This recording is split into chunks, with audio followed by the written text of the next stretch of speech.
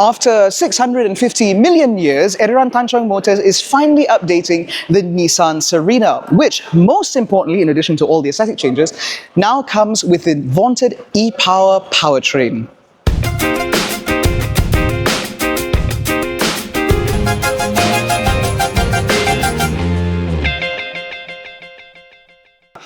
Now, one of the biggest changes for the Serena is in terms of the powertrain. The Serena has soldiered on in our market for what feels like 600 years using something called the S-hybrid system, which paired an undersized petrol motor to a small assistant battery electric motor, which then powered the wheels and provided a certain degree of efficiency. Now, that has been completely updated for this model because now the Nissan Serena uses the same vaunted e-Power system that we first saw from the Nissan Kicks. As a result, the engine that you see here will function solely as a generator, with motive force being provided by an electric motor. As a result, we predict that this car should now feel a little bit more peppy, a little bit more attentive from behind the wheel, and more importantly, it should provide more real-world usable performance for the Nissan Serena in situations where it needs it. For example, when you're climbing hills, going up Genting, for example, you now have instant torque because you're no longer waiting for the engine to spool up and reach an optimum RPM to provide that torque. A bit technical, I know, but there it is. Now, more importantly, this should also mean that when you're driving about in town, it should also be significantly more efficient than the car that it replaces, because Nissan claims that the e-Power system ekes out the most amount of thermal efficiency from the engine, and more importantly, the way it translates that to the electric motor makes this more efficient per litre of fuel used. Because you don't charge this yourself, it charges by itself.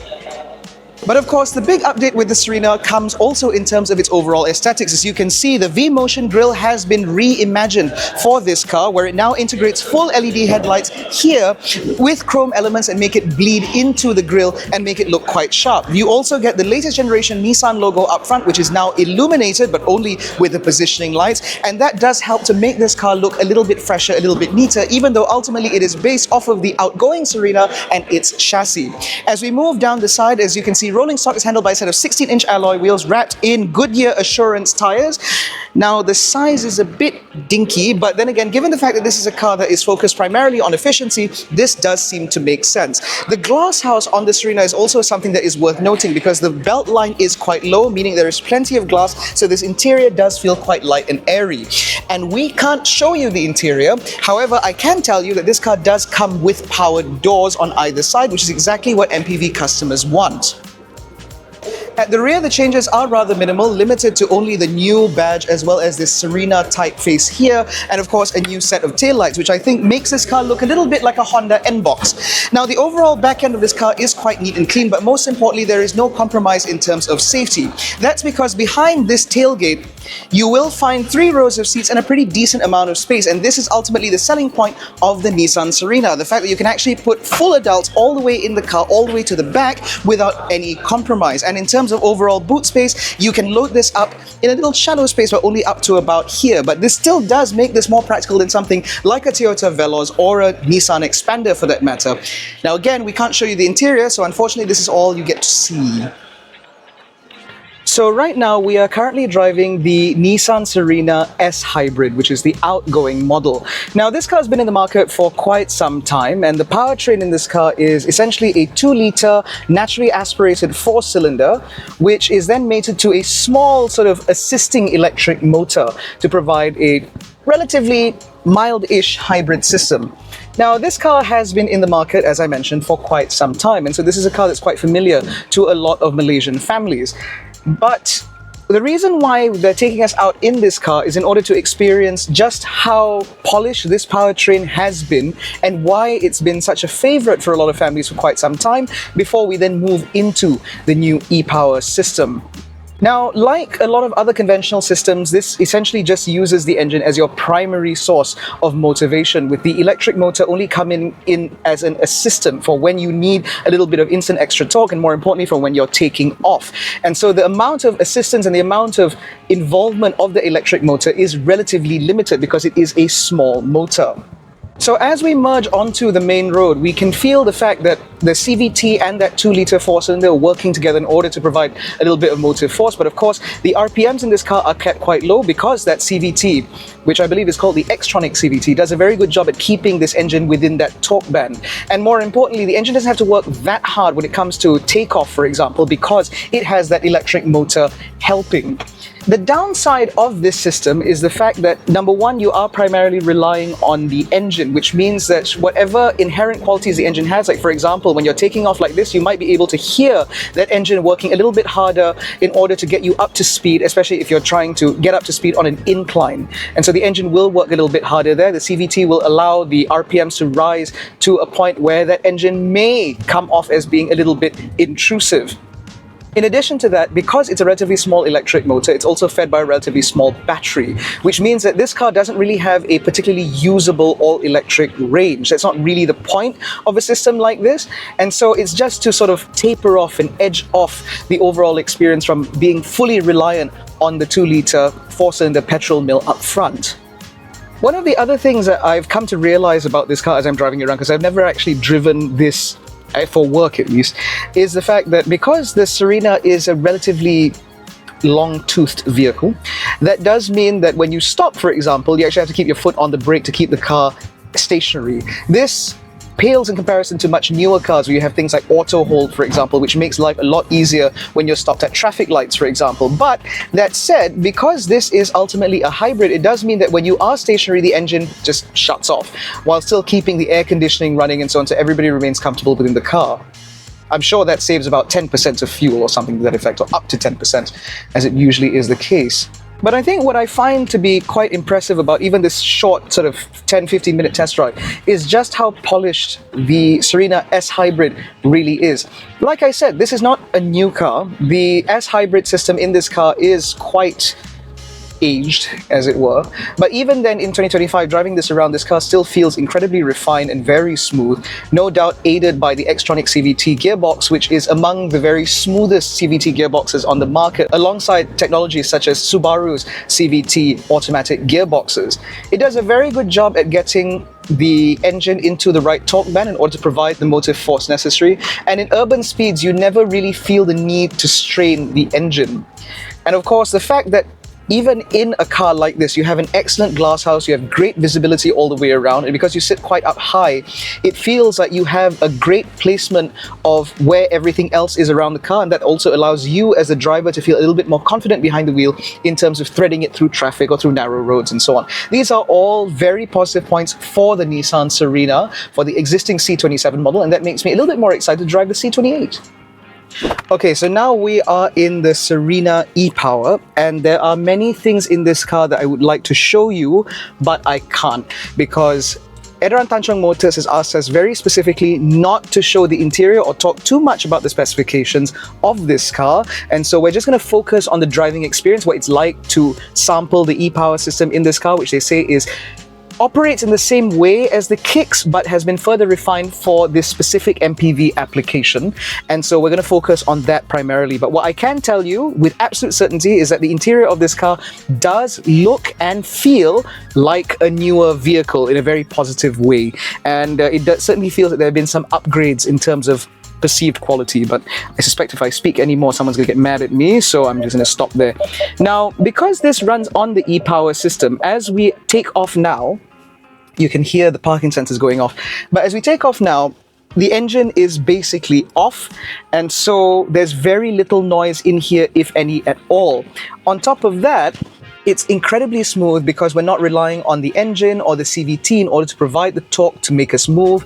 And so even within this car park, it already feels like a much smoother, much quieter, much more refined affair. But of course, this sense of improvement is only going to improve as we get out onto the road. So the engine's just kicked on because the battery level has dropped to a point where it feels the need to provide some sort of electrical assistance. But even then, because the outgoing model used a 2-litre, this one only uses a 1.4. And so because that engine is smaller, it's been mounted a little bit further ahead, which means that there's been more space and opportunity to add further refinements and sound deadening material in order to further isolate that engine from the cabin. And so even from the get-go, with that engine running, it already feels like a much more refined affair. And because we have a little bit of space here, Takeoff in this car is incredibly smooth. So according to Edaran Tan Chong Motors, this car produces 163 horsepower and a pretty staggering 300 plus Newton meters of torque, which puts this well into the territory of what you'd get from, say, even a 1.6 litre or even a 2 litre turbocharged petrol engine, which means that in terms of torque, you are getting a significant upgrade in this car over the outgoing S-hybrid system. This is especially useful when you are taking off from a standstill if you need to gather speed quickly, and more importantly, in situations where you might be climbing a hill, for example, if you're taking the family up to Genting or Freitas Hill or Cameron Highlands. This powertrain should theoretically sound a lot less strained in motivating the car because that motivation is being powered primarily, or rather exclusively, by the electric motor. But of course, of greater benefit in terms of day-to-day usability of this e-power system is when you are in urban traffic like we are now, because again, the takeoff is now a lot smoother because you're relying on that electric motor. The engine never sounds strained because, again, motive force is being provided by the electric motor. And because this is an e-power system, it comes with things like brake regeneration, which means that you can put this car into B mode in order to ramp up that regen. And if you put it in e-pedal mode, that also improves this car's sort of slowing or natural slowing when you take your foot off of the accelerator pedal, which means that this should make the overall operation and day-to-day usability of this car feel a lot smoother to drivers as well as passengers. Talking about passenger comfort specifically, the new Nissan Serena integrates the zero-gravity seat design that we've seen from other Nissan models for not just the first row, but also for the second row seats, which, according to Nissan, when you pair that with the very large and generous glass house in this car, should also result in a reduction of the instance of car sickness, according to them. And being sat here, I can tell you that they have made some revision to the overall design of this cabin, again, in order to emphasize that sense of space in the car and in order to improve overall visibility. And again, as I'm stuck at another traffic light, the engine is still on because it's providing a little bit of power back to the battery. And as far as I can tell, it just feels like a really comfortable, really predictable sort of thing to work with. And again, as we take off from some traffic lights, the response from this engine is quite healthy. So I'm currently just driving it in eco mode, which is when obviously the throttle and the powertrain is in its least responsive setting. But even then, the slightest twitch of my right foot will reveal just how responsive this powertrain is. And I certainly think that that is something that any test drive will reveal quite quickly as you drive this car about. It's a very obvious benefit of this powertrain. It makes the car feel a lot more peppy, which is perhaps not a word that's normally associated with MPVs, but there we are. This, like I said, should make it a pretty good urban companion, but more importantly, because of the power provided by the electric motor of up to 300 Newton meters of torque, over 300 Newton meters of torque, plus about 160 odd horsepower, it should mean that when you're on the motorway, this should also feel like a slightly more confident machine to pilot. Now, I want to touch on the Serena as a whole for a second, because this sort of mid-size MPV segment is one that's basically been abandoned by every other car maker. Nissan, Toyota, Kia, etc. None of them make something within this space. You get compact MPVs nowadays, things like the Toyota Veloz, Prodor Alza, and the Mitsubishi Xpander, and you get large MPVs like the Kia Carnival, the Hyundai Staria, etc. But this space is essentially dominated by the Nissan Serena. And so that means that over the last few years, as the Serena S Hybrid started to get a little bit older, a little bit longer in the tooth, customers really didn't have much of a choice. Because if you thought, or if you were the kind of person who felt that, say, a Kia Carnival or a Staria or a Star X might be a bit too big for you, and Toyota Veloz or a Mitsubishi Xpander might be a bit too small, there was really nothing else except the Nissan Serena, which is why the Serena has enjoyed pretty steady sales even as the model became older and older, as it became more and more aged in the marketplace. And so from a business case, there wasn't really a point in updating this car aside from bringing all of those generational improvements that you only get with a full model change. And while this C28 Serena is obviously based off of the same bones as the C27, because of this heavily revised powertrain, because of this brand new technology, it does help to make this car feel like a brand new car, even if the bones of them are, or the bones of this car rather, are shared with the outgoing model. I think that for existing Serena S Hybrid customers, they will appreciate all of the little changes and refinements that have been made to this car just from the powertrain alone. There are other things that I can't talk about right now, but I can tell you that the experience of this new generation Serena feels like a new generation Serena, and that is very, very helpful indeed. And I certainly think that if you're in the market for something that offers the practicality, the space that you want, the versatility of a compact MPV or a mid-size MPV, this is certainly something to wait for. It is unfortunate, however, that at the time this video is going out, you will still have to wait a couple of months, perhaps, before this car actually launches. But in the interim, we look forward to bringing you more information as it becomes available, and more importantly, as they don't embargo more of that info.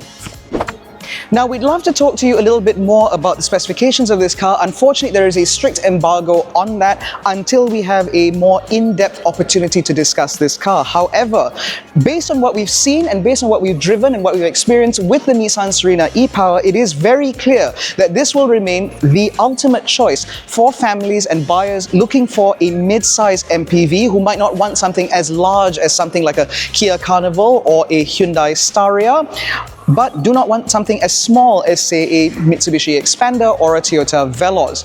The only question that we have now is just how much this car will be priced at. The existing Serena S Hybrid is a relatively affordable mid-size MPV, but we expect the prices of this car to rise ever so slightly. However, Edaran Tan Chong Motors did say that they will try and combat that by reducing the overall maintenance cost of this car, which means that hopefully it should all work out in the end.